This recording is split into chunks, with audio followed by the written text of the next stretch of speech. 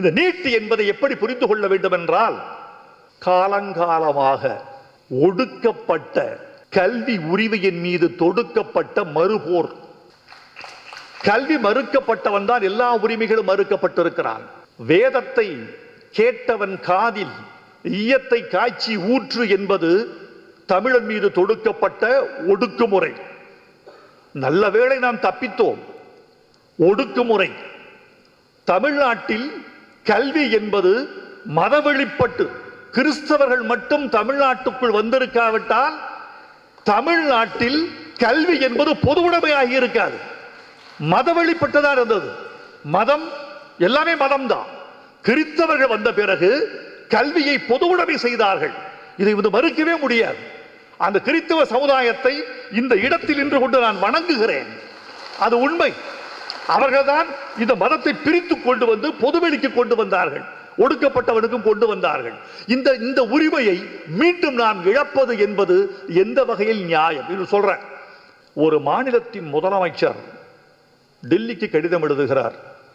எங்கள் மாநிலத்துக்கு நீட் தேர்வில் இருந்து விதிவிலக்கு கொடுங்கள். ஏன் என்று கேட்கிறார்கள். 98 விழுக்காட்டு மாணவர்கள் எங்கள் மாநில மொழியில் படித்தவர்கள். அவர்களுக்கு நீட் தேர்விலிருந்து விலக்கு கொடுங்கள் என்று கேட்கிறார். அப்படி கேட்டவர் ஒரு மாநிலத்தின் முதலமைச்சர். அந்த முதலமைச்சர் இன்று பிரதமராகிவிட்டார்.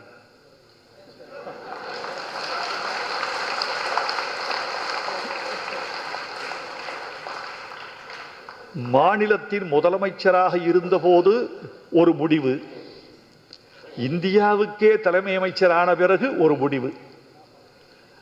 இந்த முரண்பாடு எங்களுக்கு விளங்கவில்லை. தமிழர்கள் மெல்ல மெல்ல எல்லா உரிமைகளும் பறிக்கப்பட்டுக் கொண்டிருக்கிறார்கள். மக்கள் தொகை அடிப்படையில் நிதி வழங்கப்படுவது என்பதே ஒரு சுரண்டல். குடும்ப கட்டுப்பாட்டு திட்டத்தை தென் மாநிலங்களும் தமிழ்நாடும் பின்பற்றிய அளவுக்கு வட மாநிலங்கள் பின்பற்றினவா என்பது மிகப்பெரிய கேள்வி. உரிமைகளை மீட்டெடுப்பது எவ்வளவு தமிழனின் தேவையோ, விருதுகளை மீட்டெடுப்பதும் தமிழினத்திற்கு அவ்வளவு பெரிய தேவை. அதையும் நாம் மீட்டெடுப்போம், இதையும் மீட்டெடுப்போம். வாழ்க இந்த மாநாட்டை வழிநடத்தியவர்கள், வெல்க